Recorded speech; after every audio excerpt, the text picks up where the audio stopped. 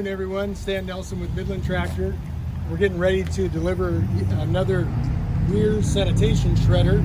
Wanted to review this product with you a bit, kind of tell you what's unique about this thing.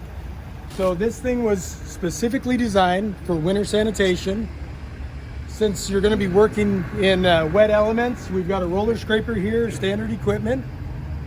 The discharge just above that is blocked off, so the material is trapped in the housing, kind of a hammer mill effect. Rears also put 50% more blade assemblies on this unit than they've ever placed on any shredder that they've made. You can also see some bolts here.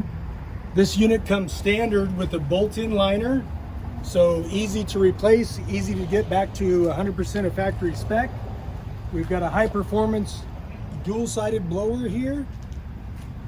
And on the front of the unit, we have clean sweep brushes that allow this unit to deliver complete sanitation in one pass.